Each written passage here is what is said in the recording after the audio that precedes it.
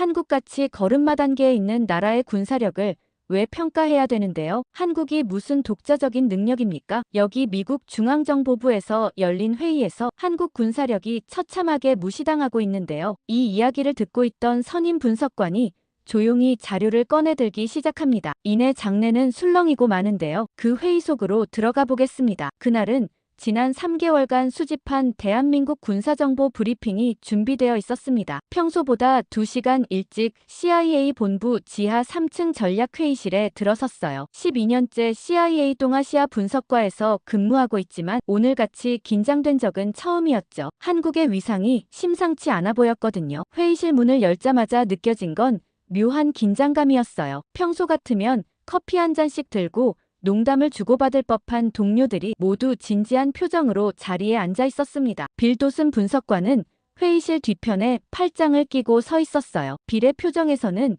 이미 오늘 회의 주제에 대한 불만이 역력히 드러나고 있었죠. 빌은 한국 관련 회의가 있을 때마다 항상 이런 반응을 보였어요. 시간 낭비라고 생각하는 게 분명했습니다. 엘리자베스 톰슨 선임 연구원은 노트북을 열어두고 뭔가를 타이핑하고 있었는데 아마도 이미 자신만의 분석 자료를 준비하고 있는 것 같았어요. 회의실 정면의 대형 스크린에는 이미 한반도 군사균형 재평가라는 제목이 떠 있었습니다. 그 아래로는 한반도 전체를 보여주는 위성사진이 배경으로 깔려 있었어요. 남한과 북한의 경계선이 선명하게 구분되어 있었고 주요 군사시설들이 붉은 점으로 표시되어 있었죠. 저는 자리에 앉으며 오늘 회의의 주제가 얼마나 민감한 사안인지 새삼 깨달았습니다. 대한민국의 군사력을 미국 안보 전략의 핵심 변수로 다룬다는 것, 이건 지금까지 우리가 유지해온 전통적인 시각을 완전히 뒤바꾸는 일이었거든요. 냉전 시대부터 지금까지 한국은 항상 보호받아야 할 동맹국이었지 전략적 파트너로 여겨진 적은 거의 없었으니까요. 특히 빌 같은 베테랑 분석관들에게는 더욱 그랬어요. 제인이 회의를 시작하면서 제기한 첫 번째 의문은 예상했던 그대로였어요. 우리가 굳이 한국군을 전략 테이블 위에 올려놓고 진지하게 논의할 필요가 있느냐는 것이었죠. 제인의 목소리에는 분명한 회의가 섞여 있었습니다. 한국은 전통적인 의미에서 강국도 아니고 자주 국방조차 제대로 이루어지지 않는 국가라는 게 제인의 기본 인식이었어요. 빌은 더욱 직설적이었습니다. 빌은 한국을 그저 미군 주둔지 정도로 여기고 있었고 독자적인 군사 전략 능력에 대해서는 완전히 무시하는 태도를 보였죠. 빌의 시각에서 한국은 여전히 미국의 우산 아래에서만 존재할 수 있는 나라였습니다. 빌은 매번 한국 관련 브리핑이 있을 때마다 왜 이런 시간을 보내야 하는지 이해할 수 없다는 표정을 지었어요. 저는 아무 말 없이 브리핑 파일을 천천히 펼쳤어요. 지난 몇 달간 수집한 정보들은 한국에 대한 모든 통념을 뒤흔들어 놓을 만한 내용들로 가득했으니까요. 브리핑이 시작되자마자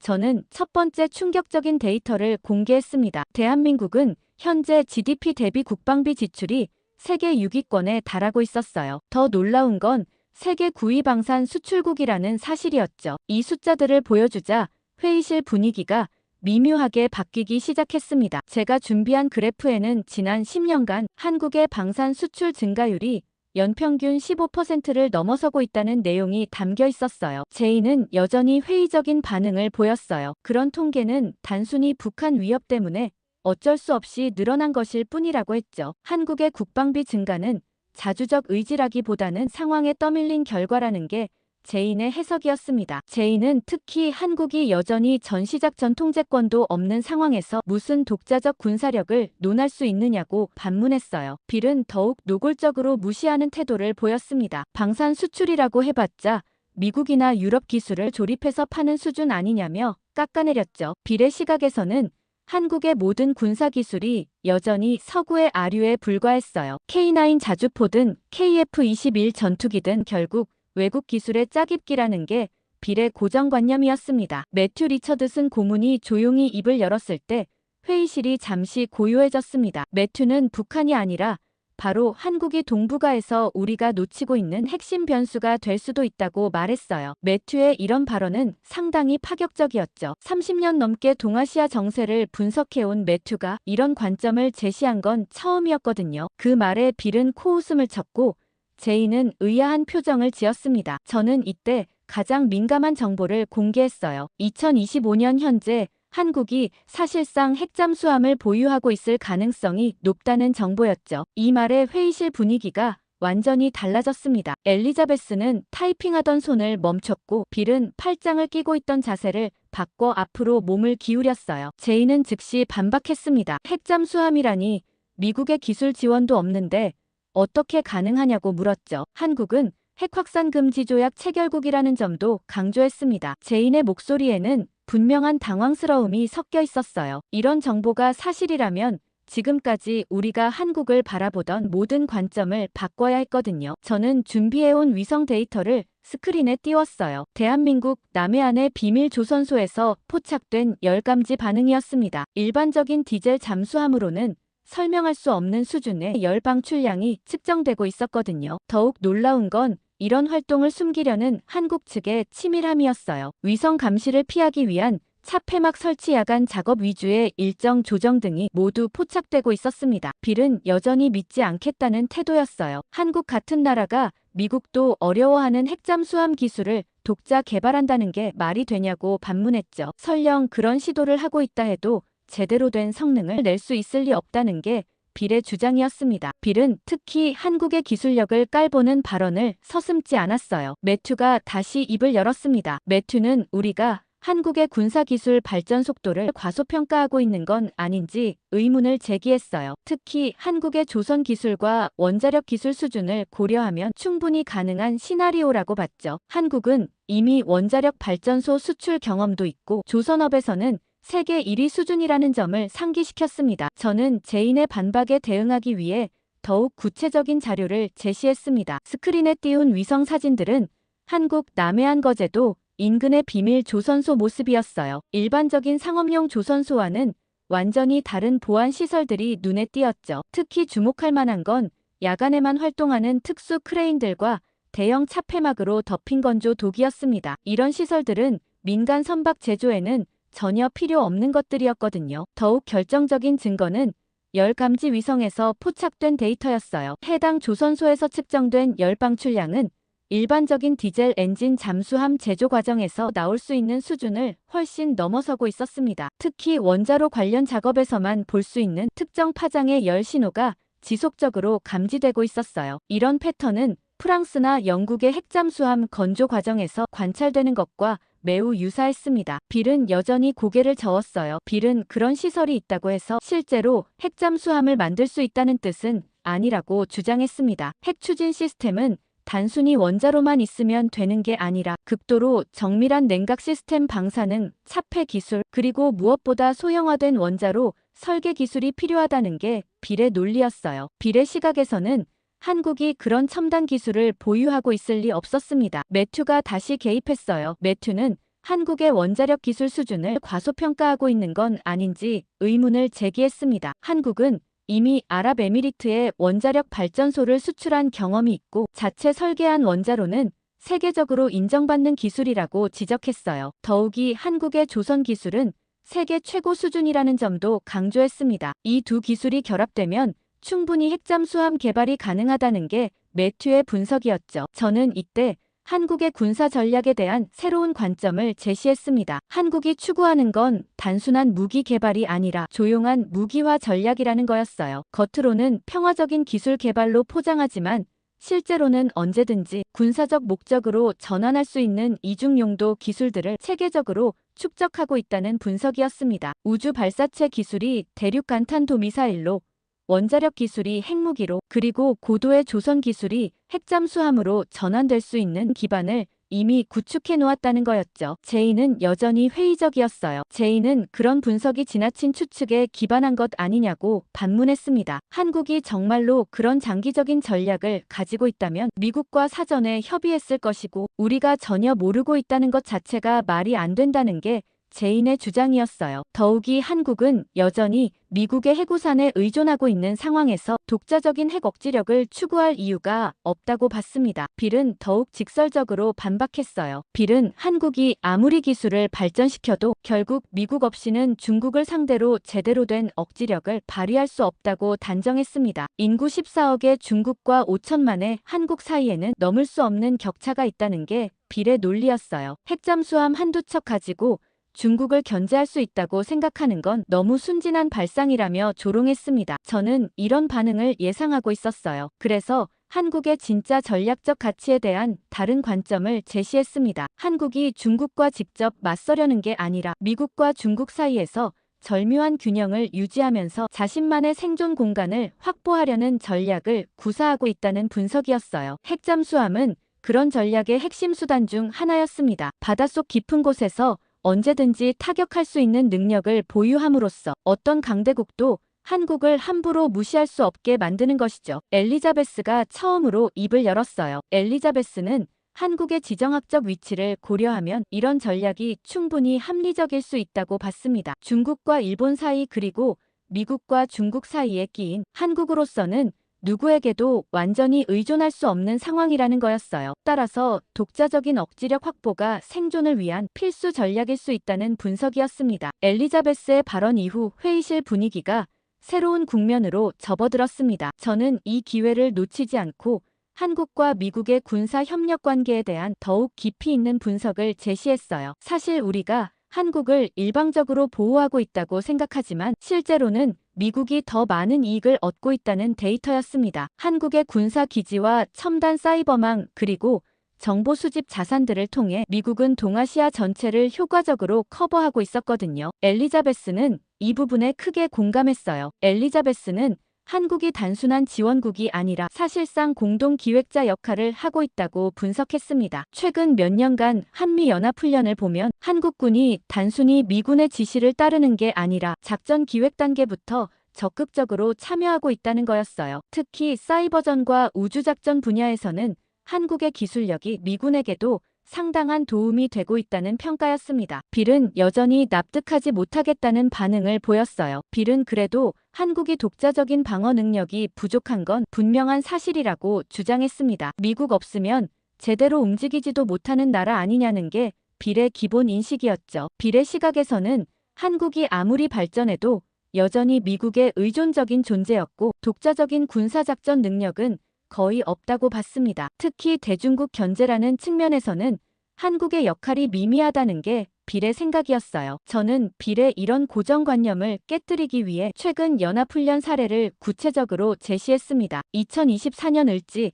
프리덤 가디언 훈련에서 한국군이 전체 작전의 40% 이상을 주도적으로 기획하고 실행했다는 내용이었어요. 더욱 놀라운 건 일부 작전에서는 미군이 한국군의 지휘 아래에서 움직이는 상황도 발생했다는 거였습니다. 이는 전통적인 한미 군사 관계에서는 상상할 수 없었던 일이었죠. 엘리자베스는 이런 변화가 우연이 아니라고 분석했어요. 엘리자베스는 한국군의 작전 능력이 과거와는 비교할 수 없을 정도로 향상되었다고 평가했습니다. 특히 정보 수집과 분석, 정밀 타격, 그리고 다영역 작전 능력에서는 미군과 거의 대등한 수준에 도달했다는 게 엘리자베스의 판단이었어요. 더욱이 한국군은 지역 특성을 더 잘 이해하고 있어서 일부 작전에서는 오히려 미군보다 효과적일 수 있다고 봤습니다. 매튜도 이런 관점에 동의했어요. 매튜는 특히 한국의 군사기술 발전 속도가 놀랍다고 평가했습니다. 불과 10년 전만 해도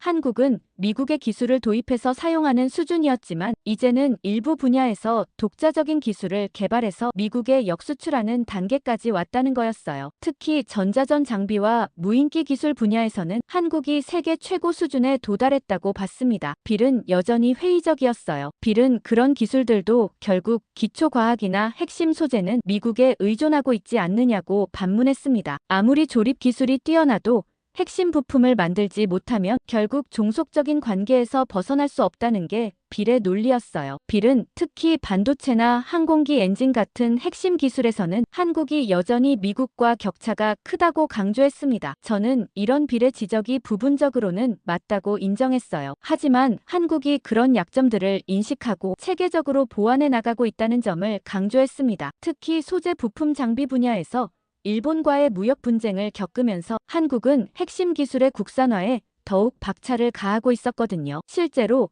반도체 제조 장비나 디스플레이 핵심 소재 같은 분야에서는 이미 상당한 성과를 거두고 있었습니다. 엘리자베스는 한국의 이런 전략적 접근 방식이 매우 인상적이라고 평가했어요. 엘리자베스는 한국이 단순히 기술을 베끼거나 모방하는 게 아니라 자신들만의 독특한 혁신을 추구하고 있다고 봤습니다. 특히 군민 융합 기술 분야에서는 한국이 미국보다도 앞서가는 측면이 있다는 분석이었어요. 민간 기업의 첨단 기술을 군사적으로 활용하는 속도와 효율성에서는 한국이 세계 최고 수준이라는 거였죠. 매튜는 이런 변화가 미국에게도 새로운 기회가 될 수 있다고 제안했어요. 매튜는 한국을 더 이상 보호받는 동맹국으로만 보지 말고 진정한 전략적 파트너로 인식해야 한다고 주장했습니다. 매튜의 제안에 이어 저는 한국 방산 기술의 구체적인 성과들을 하나씩 제시하기 시작했습니다. 가장 먼저 언급한 건 K9 자주포였어요. 이 무기 체계는 이미 나토 국가들이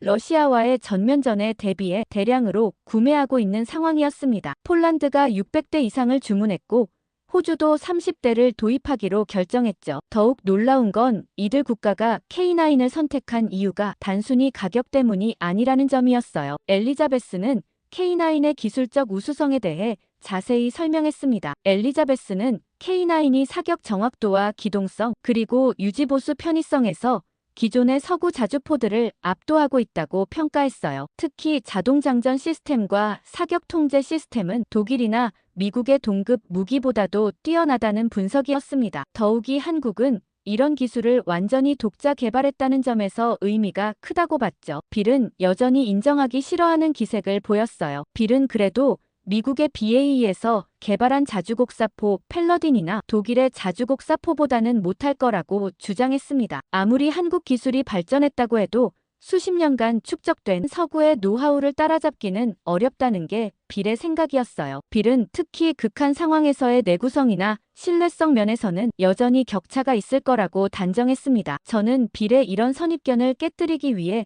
실전 데이터를 제시했어요. 우크라이나 전쟁에서 실제로 사용된 서구 자주포들과 K9의 성능을 비교한 자료였습니다. 놀랍게도 K9이 고장률이나 정비시간 그리고 사격 정확도 모든 면에서 우수한 성과를 보이고 있었거든요. 특히 혹독한 겨울 조건에서도 안정적으로 작동하는 모습은 서구 군사 전문가들을 놀라게 했다는 보고가 있었어요. 엘리자베스는 이어서 KF-21 전투기에 대해 언급했습니다. 엘리자베스는 한국이 기술 이전 없이 독자 개발한 KF-21이 세계 방산업계에 상당한 충격을 주고 있다고 분석했어요. 특히 AESA 레이더 기술은 미국의 F-35에 사용된 것과 거의 대등한 수준이라는 평가를 받고 있다는 거였죠. 더욱이 무인기 기술과의 연동 능력에서는 오히려 F-35보다 앞서는 부분도 있다고 봤습니다. 매튜도 KF-21의 의미에 대해 깊이 있는 분석을 제시했어요. 매튜는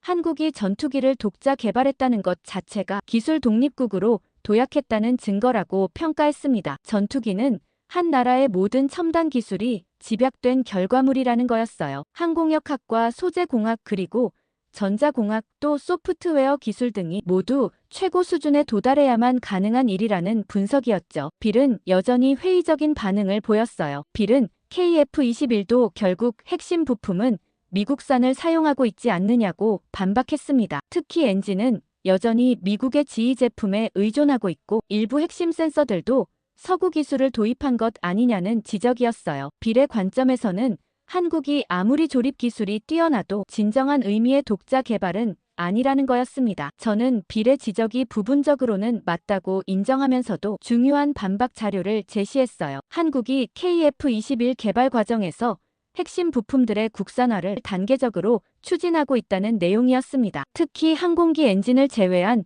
대부분의 핵심 시스템들을 이미 국산화했거나 국산화를 진행 중이라는 거였어요. 정밀 타격 시스템, 자율지능 기술, 하이브리드 레이더 시스템 등은 완전히 자체 기술로 개발했다는 점을 강조했습니다. 엘리자베스는 한국의 기술 발전 전략이 매우 체계적이라고 평가했어요. 엘리자베스는 한국이 단순히 외국 기술을 도입하는 게 아니라 도입한 기술을 분석하고 개선해서 더 나은 버전으로 발전시키는 능력이 뛰어나다고 봤습니다. 이런 접근 방식은 일본이나 독일 같은 기술 강국들과 유사한 패턴이라는 분석이었어요. 매튜는 한국의 무인기 기술에 대해서도 언급했습니다. 매튜는 한국이 개발한 무인 전투기나 차세대 드론 기술들이 미군에게도 상당한 관심을 받고 있다고 말했어요. 특히 인공지능 기반의 자율작전 능력에서는 한국이 세계 최고 수준에 도달했다는 평가를 받고 있다는 거였죠. 이런 기술들은 미래 전쟁의 핵심이 될 것이라는 전망이었습니다. 빌은 마지막까지도 완강한 태도를 보였어요. 빌은 그런 개별 기술들이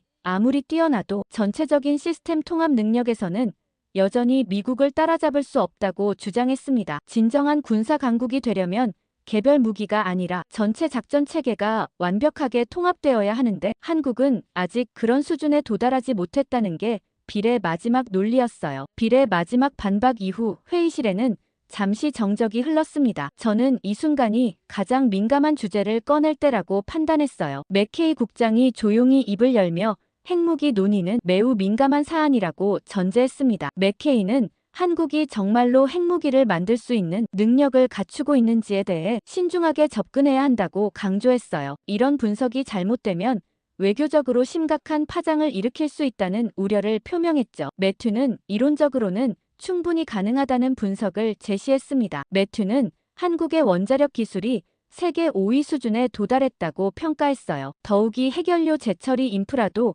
상당 부분 확보되어 있고 고체 연료 우주 발사체 개발에도 성공했다는 점을 지적했습니다. 이런 기술들은 모두 핵무기 개발에 필요한 핵심 요소들이라는 거였죠. 매튜는 특히 한국이 누리호 발사에 성공하면서 대륙 간탄도 미사일 기술의 기반을 마련했다고 봤습니다. 엘리자베스는 더욱 구체적인 기술적 근거를 제시했어요. 엘리자베스는 한국이 삼중수소 확보 능력과 플루토늄 추출 기술을 모두 보유하고 있다고 분석했습니다. 월성 원자력 발전소에서 생산되는 중수는 삼중수소 생산에 필요한 핵심 자원이고 한국의 핵연료 재처리 기술은 플루토늄 분리에 충분한 수준이라는 거였어요. 엘리자베스는 일부 전문가들이 한국이 결심만 한다면 6개월 안에 핵무기 개발이 가능하다고 평가한다는 충격적인 정보도 공개했습니다. 빌은 이런 분석에 대해 강하게 반발했어요. 빌은 그런 건 모두 시나리오에 불과하다고 단호하게 주장했습니다. 실제로 핵무기를 개발하려면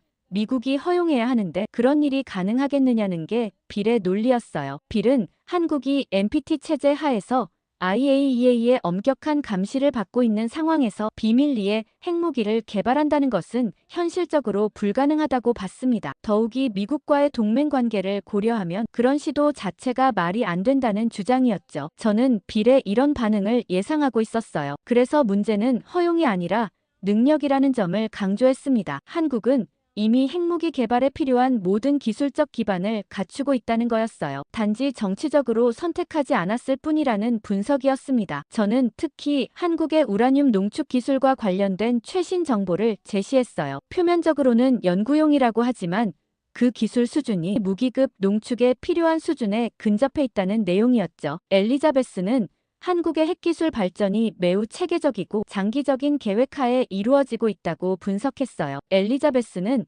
한국이 1970년대부터 시작된 핵개발 시도를 완전히 포기한 게 아니라 더 은밀하고 합법적인 방식으로 전환했을 가능성이 높다고 봤습니다. 원자력 발전소 건설과 우주 개발 그리고 첨단 소재 연구 등은 모두 핵무기 개발 능력을 키우는데 필요한 기술들이라는 거였어요. 매튜는 한국의 지정학적 상황을 고려하면 핵무기 개발에 대한 유혹이 클 수밖에 없다고 지적했습니다. 매튜는 북한의 핵무기 개발, 중국의 군사력 증강, 그리고 미국의 아시아 회귀 정책 등이 모두 한국에게는 안보 딜레마를 가중시키는 요인들이라고 분석했어요. 이런 상황에서 한국이 궁극적인 보험으로 핵무기 개발 능력을 확보해두려고 하는 건 충분히 이해할 만하다는 거였죠. 빌은 여전히 그런 분석이 지나친 추측에 기반한 것이라고 반박했어요. 빌은 한국이 정말로 핵무기를 개발하려고 한다면 미국이 가만히 있지 않을 것이라고 강조했습니다. 미국은 이미 1970년대에 한국의 핵개발 시도를 저지한 경험이 있고 지금도 그런 시도가 있다면 즉시 알아챌 수 있다는 게 빌의 확신이었어요. 더욱이 한국이 미국의 해구산 보호를 받고 있는 상황에서 독자적인 핵무기가 필요할 이유가 없다고 봤습니다. 저는 빌의 이런 생각이야말로 우리가 놓치고 있는 핵심 문제라고 지적했어요. 한국이 미국의 해구산을 완전히 신뢰하지 않을 수도 있다는 가능성을 배제하고 있다는 거였죠. 특히 트럼프 행정부 시절 한미동맹에 대한 의구심이 제기되었던 상황을 고려하면 한국이 궁극적인 보험을 마련해 두려고 하는 건 충분히 합리적인 선택일 수 있다는 분석이었어요. 엘리자베스는 한국의 핵기술 발전이 단순히 군사적 목적만이 아니라 경제적 목적도 있다고 봤습니다. 엘리자베스는 한국이 원자력 발전소 수출을 통해 상당한 경제적 이익을 얻고 있고 이런 기술력이 국가 브랜드 가치 향상에도 기여하고 있다고 분석했어요. 하지만 그런 평화적 목적의 기술 발전이 언제든지 군사적으로 전용될 수 있다는 점에서 우려스럽다는 견해를 표명했습니다. 맥케이는 이런 논의들이 매우 중요하지만 신중하게 다뤄져야 할 사안이라고 정리했어요. 맥케이의 정리 말씀 이후 회의실의 분위기는 한층 더 진지해졌습니다. 저는 이론적인 분석만으로는 한계가 있다고 판단했어요. 그래서 직접 현장을 확인해보자는 제안을 했습니다. 마침 다음 주에 평택 미군 기지에서 한미연합훈련이 예정되어 있어서 좋은 기회가 될 것 같았거든요. 맥케이는 이 제안에 즉시 동의했고 우리 팀 전체가 현장 방문을 하기로 결정했습니다. 일주일 후 저희는 평택 기지에 도착했어요. 공항에서 기지까지 가는 동안 빌은 여전히 회의적인 태도를 보였습니다. 빌은 현장에 가봐도 결국 우리가 이미 알고 있는 것 이상은 확인할 수 없을 거라고 예상했어요. 한국군이 아무리 발전했다고 해도 미군과 함께 훈련할 때는 여전히 보조적인 역할에 머물 것이라는 게 빌의 생각이었죠. 기지에 도착해서 가장 먼저 만난 건 존 밀러 대령이었어요. 존 밀러는 한국에서 3년째 근무하고 있는 베테랑 장교였습니다. 밀러 대령은 우리의 방문 목적을 설명하자 매우 흥미로워했어요. 밀러 대령은 한국군에 대한 우리의 인식이 현실과 상당한 차이가 있을 것이라고 예고했습니다. 특히 최근 몇 년간 한국군의 변화 속도가 놀라울 정도라는 평가를 했어요. 첫 번째로 방문한 곳은 KF-21 전투기의 정비 시설이었습니다. 밀러 대령은 이곳에서 우리가 예상하지 못했던 정보를 알려줬어요. KF-21의 정비 인프라와 대응 시간이 미군 기준보다도 빠르다는 거였습니다. 한국 기술자들이 KF-21을 정비하는 데 걸리는 시간은 평균 4시간인데 이는 F-16의 6시간보다도 짧다는 설명이었어요. 더욱 놀라운 건 부품 조달 시스템이었습니다. 한국은 자체 생산 능력이 있어서 부품 대기 시간이 거의 없다는 거였죠. 엘리자베스는 이런 정보에 깊은 인상을 받았어요. 엘리자베스는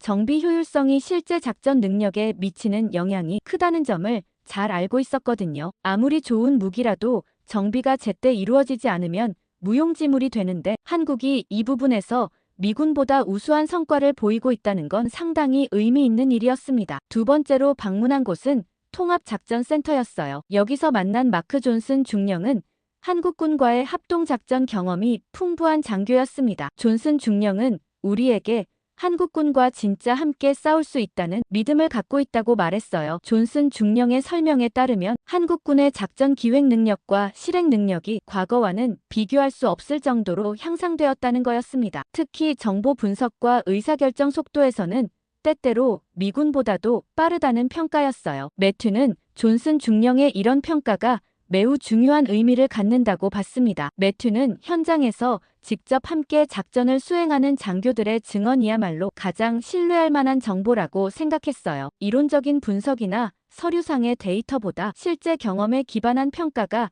더 정확하다는 거였죠. 매튜는 특히 한국군의 적응력과 학습 능력이 뛰어나다는 점에 주목했습니다. 세 번째로 둘러본 곳은 사이버전 센터였어요. 여기서 만난 젊은 미군 장교들은 한국군의 사이버 역량에 대해 높은 평가를 했습니다. 한 장교는 한국의 사이버 방어 시스템이 일부 분야에서는 미군보다도 앞서 있다고 인정했어요. 특히 해킹 공격에 대한 대응 속도와 복구 능력에서는 세계 최고 수준이라는 평가였습니다. 이는 한국이 일찍부터 북한의 사이버 공격에 노출되면서 축적한 경험과 기술력의 결과라는 분석이었어요. 빌은 이런 현장 증언들을 들으면서도 여전히 완전히 납득하지는 못하는 기색을 보였어요. 빌은 개별적인 성과들이 아무리 뛰어나도 전체적인 시스템 차원에서는 여전히 미군이 우위에 있다고 생각했습니다. 빌의 관점에서는 한국군이 미군의 지원 없이 독자적으로 작전을 수행할 수 있는 능력은 여전히 제한적이라는 거였어요. 하지만 오후에 참관한 모의 훈련에서 비례 생각도 조금씩 바뀌기 시작했습니다. 한미연합훈련에서 한국군이 담당한 부분의 완성도가 예상보다 훨씬 높았거든요. 특히 무인기를 활용한 정찰과 타격 작전에서는 한국군이 주도적으로 계획을 세우고 실행하는 모습을 보였어요. 미군은 오히려 한국군의 작전에 맞춰서 지원 역할을 하는 상황이었습니다. 저녁 시간에 현지 장교들과 가진 비공식 대화에서 더욱 흥미로운 정보들을 얻을 수 있었어요. 한 베테랑 장교는 한국군의 가장 큰 장점이 빠른 학습 능력과 완벽주의라고 평가했습니다. 한국군은 새로운 무기나 전술을 도입할 때 매뉴얼을 그대로 따르는 게 아니라 자신들의 상황에 맞게 개선하고 발전시킨다는 거였어요. 이런 창의적 적응 능력이야말로 한국군의 진짜 강점이라는 분석이었습니다. 평택 기지에서의 하루는 우리 모두에게 깊은 인상을 남겼습니다. 다음 날 아침 CIA 본부로 돌아온 우리는 즉시 후속 회의를 열었어요. 회의실의 분위기는 일주일 전과 완전히 달라져 있었습니다. 한국에 대한 우리의 인식이 10년, 아니 20년 전에 머물러 있었다는 걸 인정했죠. 한국은 그동안 엄청난 발전을 이뤄냈고 이제는 우리와 어깨를 나란히 할 수 있는 수준에 도달했다는 점을 인정해야 한다고 생각했습니다. 이렇게 우리의 한국에 대한 인식은 완전히 새로워졌습니다. 보호받는 동맹에서 함께 싸우는 파트너로 그리고 서로에게서 배우는 관계로의 전환이었죠. 미국 의회가 난리가 났습니다. 더 이상 자존심을 부릴 때가 아니라며 당장 한국 시스템을 도입하자며 난리가 났는데요. 한국이 미국을 뛰어넘는다고 생각하시면 좋아요 눌러주세요. 바로 시작하겠습니다. 안녕하세요. 저는 월스트리트 저널 탐사보도 기자된 메카시입니다. 요즘 미국이 미쳐 돌아간다는 생각이 듭니다. 제 눈앞에 펼쳐진 광경을 믿기 어려울 정도거든요. 뉴욕 맨해튼 한복판 세계 금융의 중심지라 불리는 이곳에서 시민들이 계란을 구하기 위해 긴 줄을 서 있습니다. 21세기 미국에서 이런 일이 벌어지고 있다니 현실감이 없지 않나요? 심지어 시민들은 시위를 하고 있는데요. 피켓을 든 어머니의 눈빛에서 느껴지는 절망감이 가슴을 짓누릅니다. 마치 전쟁 중인 나라의 식량 배급소 앞 풍경 같다는 생각이 들더라고요. 하지만 이건 전쟁도 자연재해도 아닙니다. 그저 필수 식량이었던 계란이 사라진 것뿐이죠. 20년 경력의 탐사보도 기자로서 저는 수많은 위기 현장을 취재했어요. 중동의 전쟁터, 아프리카의 기근, 남미의 정치적 혼란까지 다양한 위기 상황을 목격했습니다. 그런데 이렇게 단순한 식품 하나가 부족해서 생기는 혼란은 처음 보는 것 같았어요. 아니나 다를까 오늘 아침 일찍 그랜드 센트럴 근처 마트는 텅 비어 있었습니다. 계란 코너에 붙은 1인당 한 판 제한 안내문 아래로는 빈 선반만 덩그러니 남아 있었어요. 어제는 개업한 지 30년 된 베이커리가 문을 닫았다는 소식도 들려왔습니다. 계란 없이는 빵과 케이크를 만들 수 없다는 게 이유였죠. 처음엔 사람들이 오버하는 게 아닌가 싶었어요. 미국이라는 나라가 계란 하나 없어서 무너질 리 없다고 생각했거든요. 하지만 취재를 시작한 지 단 하루 만에 제 생각은 완전히 바뀌었습니다. 이건 단순한 불편함의 문제가 아니었어요. 브루클린의 한 다이너 주인 마이크는 35년 영업하면서 처음으로 계란 후라이를 만들어줄 수 없었다며 쓴웃음을 지었습니다. 그의 표정에서 당혹감과 무력감이 동시에 느껴졌어요. 일상의 기초가 무너지는 순간을 목격하고 있다는 느낌이 들었습니다. 아침 식사나 베이킹 그리고 단백질 공급원까지 계란은 단순한 식품 그 이상이었어요. 사람들의 일상과 생계를 지탱하는 기반이었던 거죠. 뉴욕 타임스퀘어에서 만난 시위대의 규모는 점점 커지고 있었습니다. 정부는 뭐 하나? 우리에게 계란을. 같은 구호가 울려 퍼졌어요. 이런 광경이 뉴욕뿐 아니라 보스턴과 시카고 그리고 LA 등 미국 전역에서 동시다발적으로 벌어지고 있다는 보도에 충격을 받았습니다. 편집장에게서 전화가 왔어요. 백악관에서 농무부의 중요한 발표가 있다며 당장 취재하라는 지시였습니다. 다음 날 아침 저는 워싱턴으로 향했어요. 미국이 어떻게 이 위기를 헤쳐나갈지 어떤 대책을 내놓을지 궁금했습니다. 기차 안에서 창밖을 바라보며 생각했어요. 세계 최강국 미국인데 당연히 그럴듯한 대책이 있을 거라 생각했습니다. 하지만 곧 저는 더 큰 충격에 직면하게 될 줄은 상상도 못했죠. 고작 작은 계란 하나를 통해 한 나라의 힘이란 무엇인지, 진정한 국가 경쟁력이란 무엇인지 다시 생각하게 만드는 취재의 시작이었습니다. 기차가 워싱턴 DC에 도착했을 때 이미 백악관 주변은 취재진들로 북적였습니다. 평소보다 훨씬 많은 기자들이 모인 걸 보니 상황이 심각하다는 걸 직감적으로 느꼈어요. 백악관 브리핑룸으로 들어서자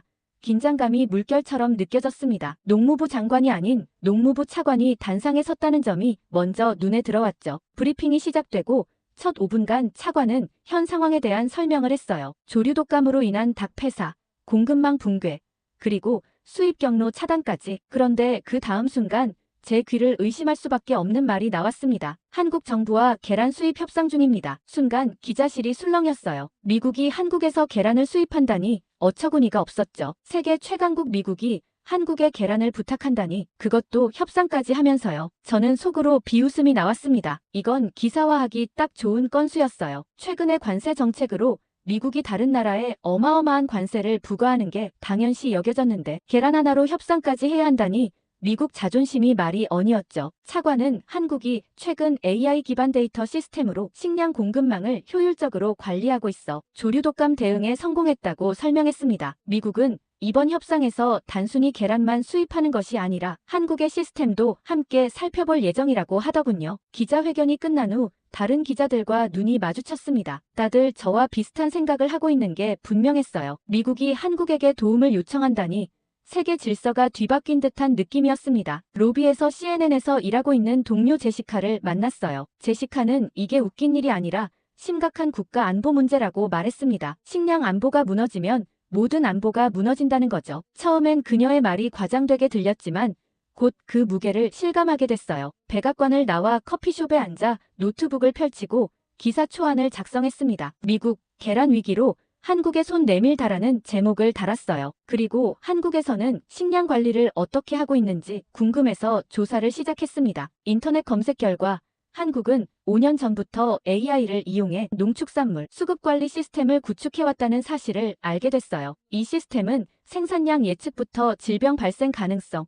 소비 패턴까지 분석해 선제적 대응을 가능하게 한다고 합니다. 미국의 구식 시스템과는 차원이 달랐죠. 편집장에게 전화해서 추가 취재를 위해 한국행을 제안했습니다. 단순히 미국이 한국에 도움을 요청했다는 조롱조의 기사가 아니라 왜 한국이 이런 위기에 더 잘 대비할 수 있었는지에 대한 심층 분석이 필요하다고 설득했어요. 호텔로 돌아와 창밖을 바라보았습니다. 워싱턴의 밤하늘 아래 백악관이 보였어요. 분명 지금 이 순간에도 정부 관계자들은 식량 위기 대책을 논의하고 있을 겁니다. 이제 제 안에는 단순한 호기심을 넘어선 의문이 자리 잡았어요. 어떻게 한국 같은 작은 나라가 미국보다 더 효율적인 시스템을 갖출 수 있었을까 궁금했죠. 그런데 편집장은 또 다른 취재를 부탁했습니다. 이번 트럼프 정부로 바뀌면서 불만을 가진 시민들이 많은데 가뜩이나 이번 사태까지 터져 엉망이라고 했죠. 당장 거리로 나가 시민들의 의견에 대해서도 취재를 시작하라고 했습니다. 다음 날 아침 저는 워싱턴 DC의 거리로 나섰습니다. 정부 발표 이후 시민들의 반응을 직접 듣고 싶었어요. 첫 번째로 찾아간 곳은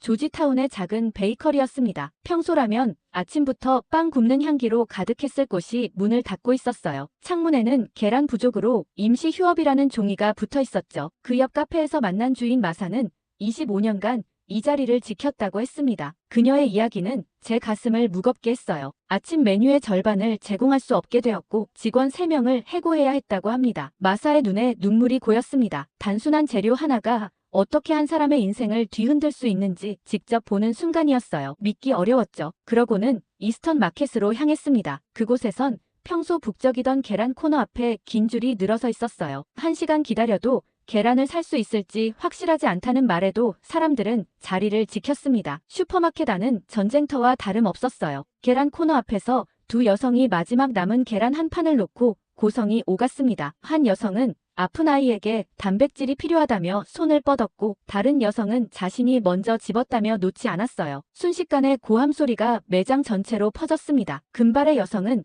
자신이 먼저 계란을 잡았다고 주장했고 갈색 머리 여성은 아이가 아파서 이틀 동안 아무것도 먹지 못했다며 울먹였어요. 주변에 있던 손님들은 이 광경을 휴대폰으로 찍기 시작했고 일부는 아예 자신들도 그 계란을 차지하려는 듯 다가왔습니다. 상황은 걷잡을 수 없이 악화되었어요. 슈퍼마켓 관리자 데이비드가 급히 달려왔지만 이미 두 여성은 서로의 머리카락을 잡아당기고 있었습니다. 주위 진열대에 있던 상품들이 바닥으로 쏟아졌고 유리병이 깨지는 소리가 들렸어요. 데이비드가 두 사람 사이에 끼어들어 진정시키려 했지만 소용없었습니다. 그때 뒤쪽에서 다른 고객들이 몰려와 관리자를 둘러쌌어요. 한 남성이 데이비드의 셔츠를 움켜쥐며 왜 충분한 재고를 확보하지 않았는지 따졌고 다른 고객은 창고에 숨겨둔 계란을 내놓으라고 소리쳤습니다. 데이비드의 얼굴이 창백해졌어요. 그는 양손을 들어올리며 재고가 정말 없다고, 본인도 아침부터 가족에게 줄 계란을 구하지 못했다고 필사적으로 설명했습니다. 하지만 분노한 고객들은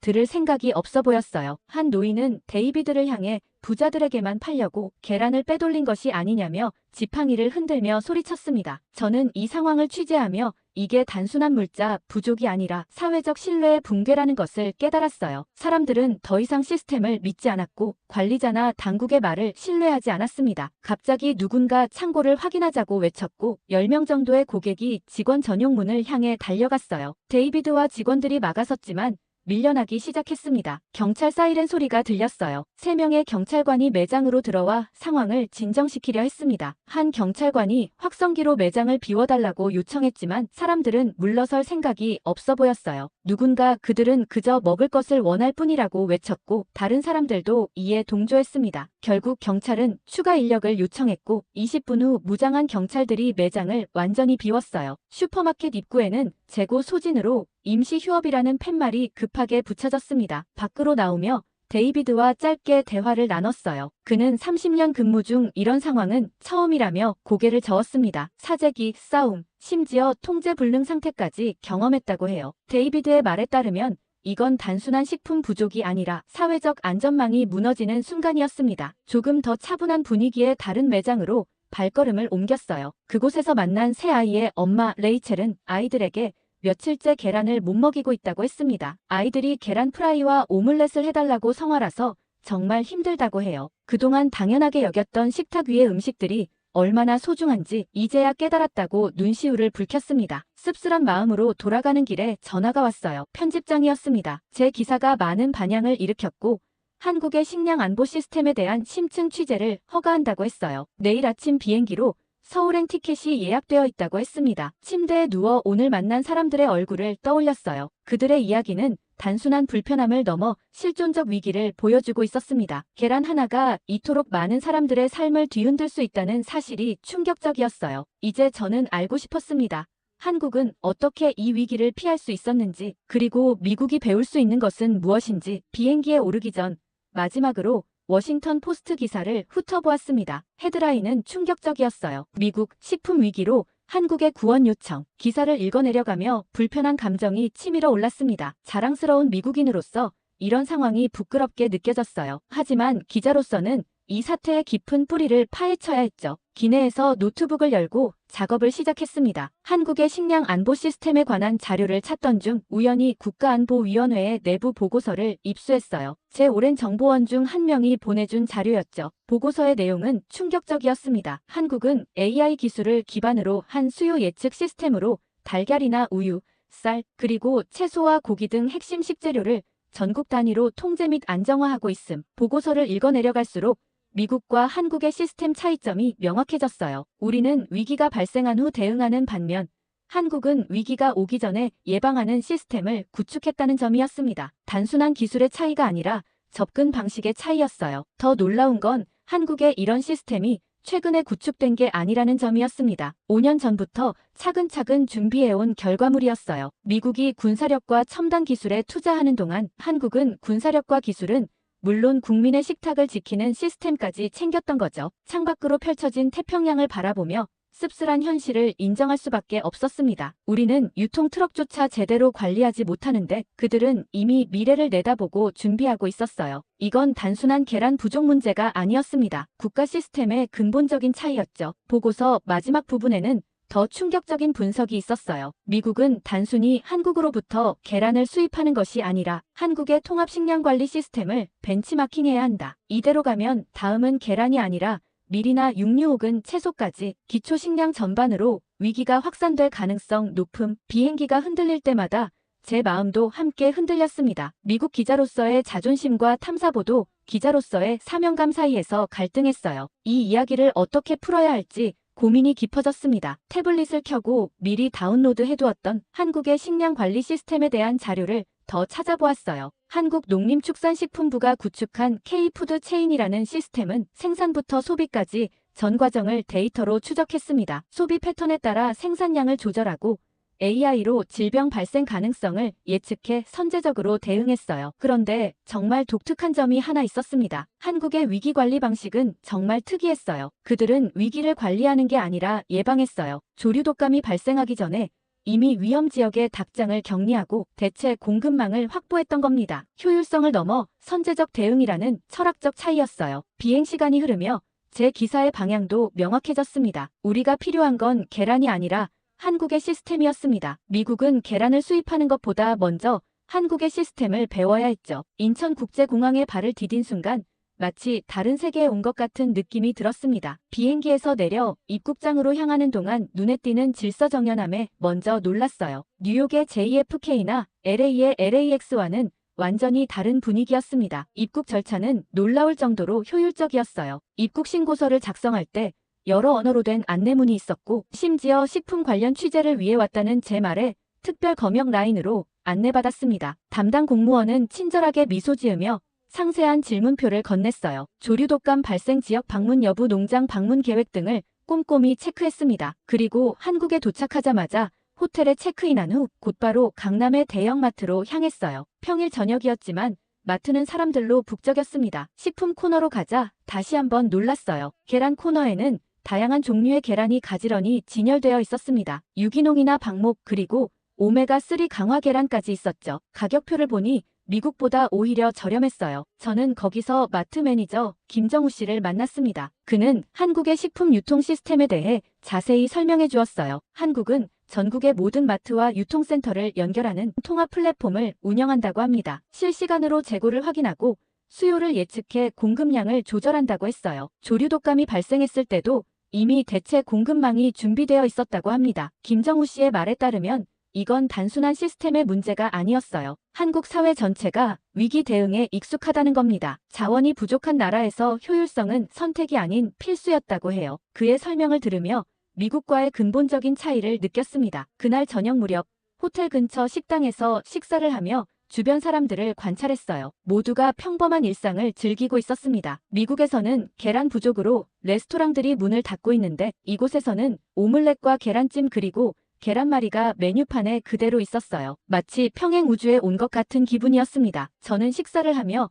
매니저에게 한국은 계란 수급에 있어 문제가 있었던 적은 없는지 물었더니 매니저는 조금 놀란 표정으로 대답했어요. 조류독감이 발생했을 때 일시적으로 가격이 올랐지만 공급에는 큰 문제가 없었다고 합니다. 정부와 기업이 협력해 빠르게 대응했기 때문이라고 했죠. 서울의 밤거리를 걸으며 제 머릿속은 복잡한 생각으로 가득 찼습니다. 어쩌면 미국의 문제는 계란이 아니라 시스템 자체에 있는 건 아닐까? 우리가 자랑스러워하는 자유시장 경제와 최소한의 정부 개입이라는 원칙이 식량 안보라는 기본적인 문제 앞에서는 취약점이 될 수도 있다는 생각이 들었어요. 호텔로 돌아와 창밖으로 서울의 야경을 바라보았습니다. 반짝이는 불빛 아래에서 이 도시는 여전히 활기차게 움직이고 있었어요. 미국과 한국, 이 두 나라의 차이점을 제대로 이해하기 위해서는 좀 더 깊이 들어가 봐야겠다고 생각했습니다. 내일은 충남의 대형 농장을 방문할 예정이었어요. 그곳에서 한국 식량 시스템의 핵심을 볼 수 있기를 기대했습니다. 이른 아침, 충남 천안의 대형 양계장으로 향하는 길은 생각보다 평화로웠습니다. 서울의 번잡함을 벗어나 한국의 농촌 풍경을 마주하니 잠시 미국의 중서부를 떠올렸어요. 하지만 농장에 도착하자마자 그 착각은 곧 사라졌습니다. 제 눈앞에 펼쳐진 것은 첨단 기술의 집약체였어요. 새롬 스마트팜이라고 불리는 이 시설은 외관부터 미국의 일반적인 농장과 달랐습니다. 깔끔한 흰색 건물에 태양광 패널이 지붕을 뒤덮고 있었고 입구에서는 방역을 위한 소독 과정이 철저하게 이루어졌어요. 농장 관계자 이태준 팀장은 제가 신은 신발까지 UV 소독을 거쳐야 한다며 웃으며 말했습니다. 농장 내부로 들어서자 더 놀라운 광경이 펼쳐졌어요. 닭장은 전통적인 개념과 완전히 달랐습니다. 모든 것이 자동화되어 있었고 벽면에 설치된 대형 모니터에는 실시간 데이터가 흐르고 있었죠. 온도와 습도 그리고 닭의 활동량과 사료 소비량, 심지어 닭의 체중 변화까지 모든 것이 그래프와 수치로 표시되고 있었습니다. 이 팀장은 자랑스럽게 시스템을 설명했어요. 이곳의 모든 데이터는 중앙 시스템에 수집되어 AI가 분석한다고 합니다. 단순히 계란 생산량을 높이는 것이 아니라 닭의 건강 상태를 실시간으로 모니터링하고 질병의 초기 징후를 포착한다고 했죠. 이 데이터는 전국의 다른 농장들과도 공유되어 조류독감 같은 질병이 발생했을 때 신속하게 대응할 수 있다고 합니다. 가장 인상적인 부분은 예방 시스템이었어요. 이 팀장은 미국과 한국의 근본적인 차이점을 짚어냈습니다. 미국은 위기가 발생한 후 대응하는 사후관리 중심인 반면 한국은 위기가 발생하기 전에 방지하는 예방 중심이라는 거예요. 그의 말에 따르면 이 시스템이 없었다면 한국도 미국과 같은 위기에 처했을 것이라고 했습니다. 점심시간 농장 구내식당에서 직원들과 대화를 나눴어요. 그들은 자신들의 일을 단순한 계란 생산이 아닌 국가 식량 안보의 일부로 인식하고 있었습니다. 한 직원은 자신이 하는 일이 국민의 식탁을 지키는 것이라며 자부심을 표현했어요. 이런 의식은 우리 미국 농장에서는 좀처럼 보기 어려운 것이었습니다. 농장을 나오면서 이 팀장의 말이 계속 머릿속에 맴돌았습니다. 우리는 예방을 원칙으로 삼습니다. 문제가 생기면 이미 늦은 겁니다. 이 말은 단순한 농장 운영 원칙을 넘어 하나의 국가 철학을 보여주고 있었어요. 서울로 돌아오는 길, 노트북을 열고 오늘의 취재 내용을 정리했어요. 제 기사의 방향이 더욱 분명해졌습니다. 우리 미국이 필요로 하는 건 단순히 계란이 아니었어요. 이 시스템 안이 더 정확히는 이 철학이었습니다. 예방 중심, 국민 우선, 그리고 데이터 기반의 접근 방식이야말로 진정한 식량 안보의 핵심이었어요. 호텔에 돌아와 편집장에게 이메일을 보냈습니다. 기사의 제목을 계란 위기를 넘어 미국이 한국에서 배워야 할 시스템과 철학으로 변경하고 싶다고 전했어요. 그리고 식품정책국장과의 인터뷰를 요청했다는 소식도 함께 전했습니다. 내일은 63빌딩에서 그를 만나 더 깊은 이야기를 나눌 예정이었어요. 창밖으로 서울의 밤하늘을 바라보며 이 취재가 단순한 기사를 넘어 미국의 식량 안보 시스템에 변화를 가져올 수 있기를 희망했습니다. 일찍 도착해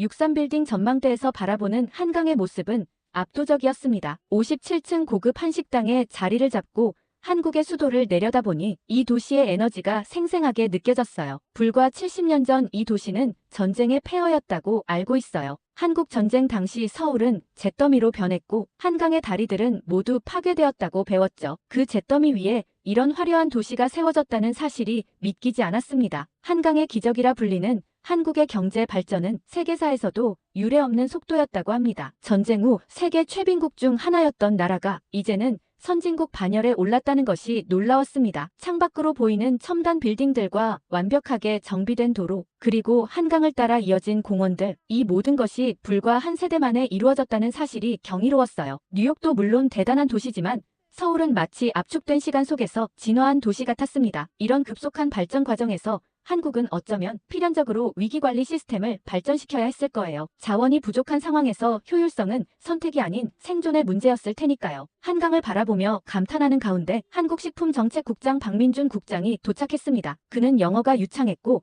미국의 상황에 대해서도 놀라울 정도로 잘 알고 있었습니다. 저는 한국의 식량 관리 시스템에 대해 질문했고 그의 답변은 제가 지금까지 취재한 내용을 더 명확하게 만들어주었어요. 박 국장은 한국의 식량 관리 체계가 단순한 기술적 해결책이 아니라는 점을 강조했습니다. 그것은 국가의 생존 전략이었어요. 한국은 자원이 부족한 나라로 식량 안보는 국가 안보의 핵심이라고 설명했습니다. 데이터 기반 예측, 빠른 유통 사전 방역 같은 시스템은 선택이 아닌 필수였던 거죠. 코스 요리가 하나씩 나오는 동안 대화는 더 깊어졌어요. 박 국장은 한국의 역사적 경험이 현재의 시스템을 만드는데 큰 영향을 미쳤다고 했습니다. 식량 부족을 겪었던 과거의 고통이 오늘날의 철저한 대비로 이어졌다는 거예요. 전쟁, 식량 위기, 경제 위기를 거치며 한국 사회는 위기관리의 중요성을 몸으로 배웠다고 합니다. 그의 설명 중 가장 인상적이었던 것은 한국의 국가급 식량 관리 시스템이라는 개념이었어요. 이것은 단순히 정부 부처 하나의 책임이 아니라 정부와 기업 그리고 농가 또 유통업체 심지어 소비자까지 모두가 연결된 통합 시스템이었습니다. 실시간으로 데이터를 공유하고 함께 의사결정을 내리는 구조였죠. 창밖으로 서울의 야경이 더욱 반짝이기 시작했을 때 제 마음속에서는 무언가가 무너지고 있었어요. 미국인으로서의 자존심,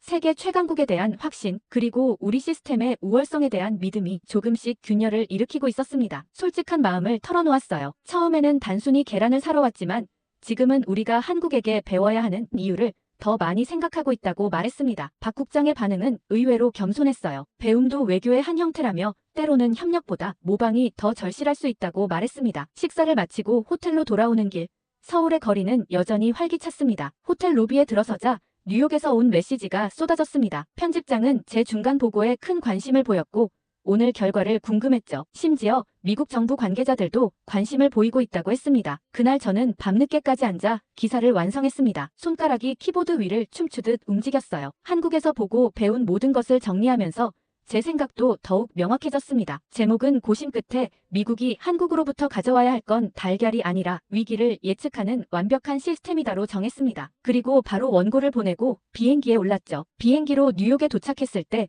공항에서부터 다른 분위기를 느꼈어요. 출구를 나서자 기자들이 몰려왔습니다. 제 기사가 이미 온라인상에서 폭발적인 반응을 일으키고 있었어요. 편집장은 특별판으로 실렸다는 소식을 전했고 수많은 매체에서 인용되고 있다고 했습니다. 짐을 풀자마자 CNN에서 긴급 연락이 왔어요. 당일 저녁 뉴스 특집으로 생방송 인터뷰를 요청했습니다. 피곤함도 잊은 채 스튜디오로 향했어요. 메이크업실에서 준비하는 동안 모니터에서는 제 기사를 다루는 다양한 패널 토론이 진행되고 있었습니다. 경제학자, 식품 안보 전문가, 정부 관계자들이 모두 한국의 시스템에 대해 논의하고 있었어요. 특히 눈에 띈 것은 중국 출신 애널리스트 왕 박사와 미국 식량안보 전문가 브라운 교수 사이의 뜨거운 논쟁이었습니다. 왕 박사는 한국의 시스템이 그렇게 특별한 것이 없다며 중국의 식량 관리 시스템이 훨씬 더 발전했다고 주장했어요. 인구 규모가 다른 상황에서 한국의 소규모 모델은 미국에 적용할 수 없다고도 덧붙였습니다. 그러면서 AI 기술은 중국이 세계를 선도하고 있으니 미국이 배울 대상을 잘못 찾았다는 뉘앙스의 발언을 했어요. 이에 브라운 교수가 즉각 반박했습니다. 한국의 시스템은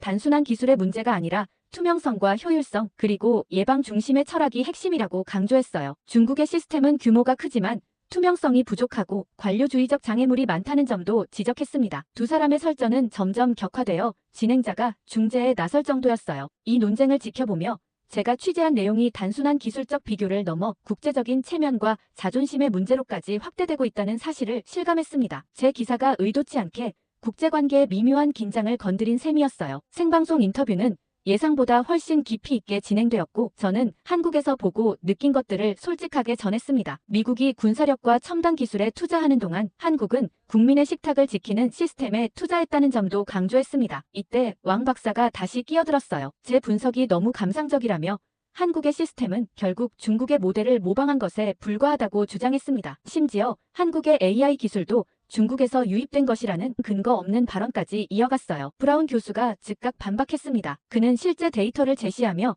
한국의 K푸드 체인 시스템이 개발된 시기와 중국의 유사 시스템 도입 시기를 비교했어요. 한국이 최소 3년 앞서 있었다는 사실을 명확히 보여주는 타임라인이었습니다. 더 결정적인 반박은 투명성에 관한 것이었어요. 브라운 교수는 전 세계 식량 안보 지수를 화면에 띄워달라고 요청했고 그 지표에서 한국은 투명성 부문에서 중국보다 월등히 높은 점수를 받고 있었습니다. 왕 박사의 표정이 굳어졌어요. 왕 박사는 잠시 말을 더듬더니 중국은 규모가 크기 때문에 다른 접근 방식이 필요하다며 질문을 회피했어요. 진행자가 질문을 반복했지만 그는 구체적인 답변 대신 미국과 중국의 무역 갈등으로 화제를 돌리려 했습니다. 그리곤 더 이상 별말을 못했죠. 그렇게 방송이 끝나고 호텔로 돌아오는 길에 백악관에서 전화가 왔어요. 농무부 장관실에서 내일 아침 미팅을 요청했습니다. 온 나라가 제 기사와 인터뷰에 반응하고 있었어요. 게다가 정치인들은 앞다투어 식량 안보 강화 정책을 발표하고 있었습니다. 다음 날 아침 백악관으로 향했어요. 회의실에는 농무부 장관을 비롯해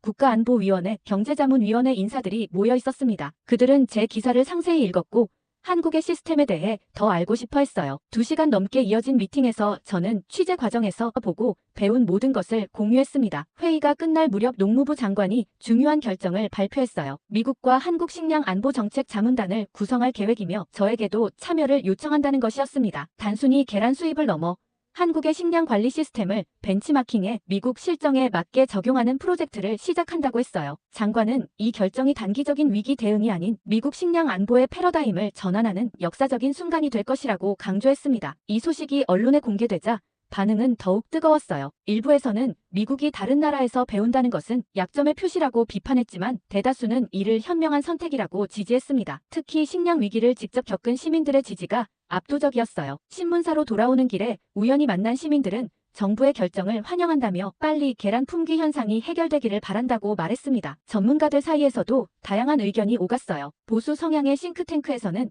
미국이 한국과 같은 작은 나라에서 배우는 것이 자존심 상하는 일이라고 비판했고 진보 성향의 학자들은 이것이 글로벌 시대에 걸맞은 개방적 태도라고 공호했습니다. 하지만 실용주의적 관점에서는 모두가 한 목소리를 내고 있었어요. 어디서 배우든 미국의 식량 안보를 강화하는 것이 중요하다는 것이었죠. 다음 주 저는 정책자문단의 일원으로 다시 한국으로 향할 예정입니다. 서재에 걸린 세계 지도를 바라보며 생각했어요. 누구나 배울 수 있는 용기만 있다면 어떤 위기도 기회로 바꿀 수 있다는 교훈을 가슴에 품고 새로운 도전을 향해 나아갈 준비가 되어 있었습니다.